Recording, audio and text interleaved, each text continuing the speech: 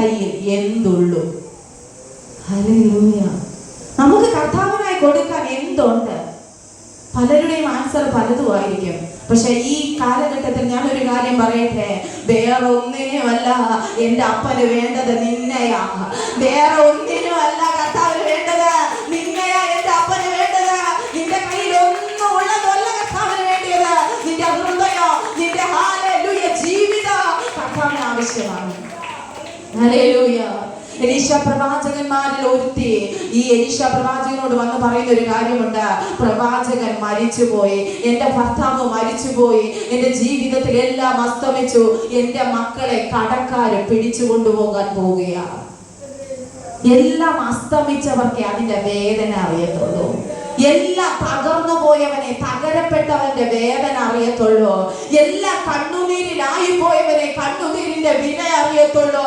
പരിശുദ്ധ പ്രാരംഭത്തെ പ്രിയാഭിഷിക്ക നിങ്ങളോട് വിളിച്ചു പറയാൻ പറയുന്നു, നിന്നെ ഒറ്റപ്പെടുത്തിയ ചില സാഹചര്യത്തിന്റെ കഥ നിന്നെ ഇനി ഒരിക്കലും പുറത്തു വരുവാൻ അനുവദിക്കത്തില്ലെന്ന വാദഗതി ഉയർത്തി കെട്ടിയ മണ്ഡലത്തിന്റെ അകത്തു നിന്ന് നിങ്ങളെ പുറത്തു കൊണ്ടുവരുവാൻ ദൈവത്തിന് ഇഷ്ടമുണ്ട്.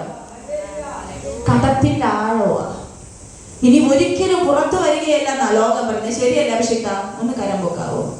ഇനി ഒരിക്കലും നിങ്ങൾ പുറത്തു വരികയില്ലെന്നാ ലോകം പറയുന്നത്. പക്ഷെ എന്റെ അപ്പൻ എന്നോട് പറയാൻ പറയുന്നു, ലോകത്തിന്റെ വിധികളെ മാറ്റി എഴുതിക്കൊണ്ട് നിങ്ങളുടെ ചരിത്രത്തെ മാറ്റി എഴുതുന്ന ഒരു മീറ്റിംഗായിരുന്നു ഈ ശനിയാഴ്ച ദിവസം 12:20 കഴിഞ്ഞ സമയത്ത് ദൈവം നിന്നോട് വിളിച്ചു പറയുന്നു, ആരൊക്കെ നിന്നെ തള്ളിക്കളഞ്ഞാലോ, ആരൊക്കെ നിന്നെ ഉപേക്ഷിച്ച് കളഞ്ഞാലോ, ആർക്കൊക്കെ നിന്നെ വേണ്ടേലോ, ദൈവത്തിന് നിന്നെ വേണം.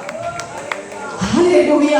ജീവിതത്തിൽ എല്ലാം ഉള്ളപ്പോൾ എല്ലാവർക്കും എല്ലാരെയും വേണം. ജീവിതത്തിൽ ചിലരൊക്കെ നമ്മളിൽ നിന്ന് അകന്നു പോകുമ്പോ നമ്മളെ സഹായിക്കാൻ ആരും കടന്നു വരികയില്ല. അങ്ങനെയുള്ള ചില ജീവിത സാഹചര്യങ്ങളിലൂടെ കടന്നു പോകുന്ന ജീവിതങ്ങളല്ലേ നമ്മള്. ജീവിതത്തിന്റെ അകത്ത് ഇനി എങ്ങനെ ഞാൻ മുമ്പോട്ട് പോകും? വഴി അറിയാതെ നിൽക്കുന്ന ദൈവവൈദ്യരെ, നിനക്ക് വേണ്ടി എൻ്റെ അപ്പൻ വഴി തുറന്നു തരുന്നത് ഞാൻ തന്നെ വഴിയും സത്യവും ജീവനുമാകുന്നു. എന്നിലൂടെ കടക്കുന്നവർ മേച്ചിൽ പുറത്തിലേക്ക് എത്തപ്പെടോ, അവൻ നിത്യ ജീവൻ കരസ്ഥമാക്കും. ഹല്ലേലൂയ.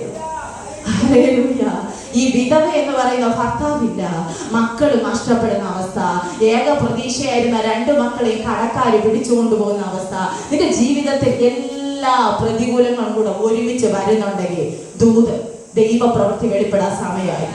ഓ, വീട്ടിന്റെ അകത്ത് നിന്ന്, പുറത്തു നിന്ന്, നാട്ടിൽ നിന്ന്, പട്ടണത്തിൽ നിന്ന്, രാജ്യത്തിൽ നിന്ന്,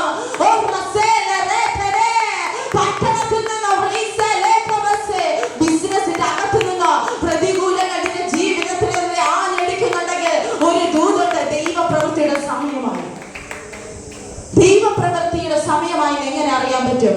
ദൈവപ്രവൃത്തിയുടെ സമയമായാൽ നിനക്ക് സ്വസ്ഥത കാണുകയില്ല, നിനക്ക് സമാധാനം കാണുകയില്ല, നിനക്ക് സമാധാനമായി ഇരിക്കാൻ കഴിയുകയില്ല. നിന്റെ ജീവിതത്തിന്റെ അകത്ത് എന്തൊക്കെയോ അപ്പൻ പ്ലാൻ ചെയ്യുന്നുണ്ട്. ഈ സാഹചര്യത്തിലാണ് ലോക മനുഷ്യൻ ആത്മഹത്യയെ കുറിച്ച് ചിന്തിക്കുന്നത്.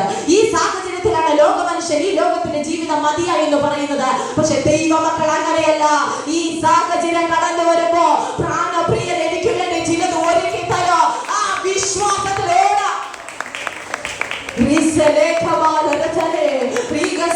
ഇസ്രായേൽ മക്കൾ കൊയ്ത്തിന് സമയമാകുമ്പോ യോർദാൻ നദി കരകവിഞ്ഞൊഴുകും.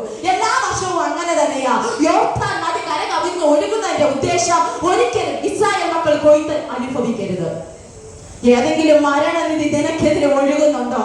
ഓ, പുരോഹിതന്മാരുടെ കാല് ആ യോർദാൻ നദിയിൽ വച്ചപ്പോൾ തന്നെ ഒഴുക്ക് നിന്നെങ്കിൽ ഇന്ന് ഈ മീറ്റിംഗിൽ നീ പുറത്തു പോകുമ്പോ ഏത് യോർദാൻ നദിയായാലോ ഭാരപ്പെടരുത്, കരയരുത്, പിടിച്ചു നിൽക്കണം. ഭാരപ്പെടരുത്, കരയരുത്, പിടിച്ചു നിൽക്കണം. ഈ കാലഘട്ടം കഴിഞ്ഞു പോകും. കരയാതെ ഒരു കാലമുണ്ടെങ്കിൽ ചിരിക്കാനും ഒരു കാലമുണ്ട്. ഇന്ന് കരച്ചിലല്ല, എന്നും വേദനയല്ല, എന്നും മുറവിളിയല്ല, എന്നും പരിഹാസമല്ല, എന്നും നിന്നയല്ല, എന്നും നിന്റെ കടക്കാരെ ശത്രു പിടിച്ചോണ്ട് പോവുകയല്ല. ഒരു മഴയും തോരാതിരുന്നിട്ടില്ല, ഒരു രാവും പുലരാതിരുന്നിട്ടില്ല, ഒരു മഴയും തോരാതിരുന്നിട്ടില്ല, ഒരു രാവും പുലരാതിരുന്നിട്ടില്ല, രാത്രി രാത്രിയെങ്കിൽ വിലാപുണ്ടെങ്കിൽ, സന്ധ്യയെങ്കിൽ കരച്ചിലുണ്ടെങ്കിൽ, ഉഷസ്സിൽ ആനന്ദഘോഷം. എത്രയോ രാത്രികളിൽ ഈ ജീവിതം മതിയായി കരഞ്ഞ ചില ജീവിതങ്ങളെ കർത്താവിനെ കാണിക്കുന്നു. കടബാധ്യതയാൽ മറ്റുള്ളവർക്ക് ആർക്കും എന്നെ വേണ്ട, നിന്നയാൽ അപമാനത്താൽ എൻ്റെ കൂടെ ഉണ്ടായിരുന്ന എൻ്റെ ഭർത്താവിൻ്റെ കൂടെ ഇന്നില്ല, എനിക്ക് ഈ ജീവിതം മതിയായെന്ന് പറഞ്ഞ് കരഞ്ഞ എത്രയോ രാത്രികൾ നിങ്ങളുടെ ജീവിതങ്ങളിലുണ്ട്. അവിടെയൊക്കെ പിടിച്ചു നിർത്തി എൻ്റെ അപ്പായുടെ സ്നേഹമല്ലേ? ശരിയല്ലേ? കർത്താവ്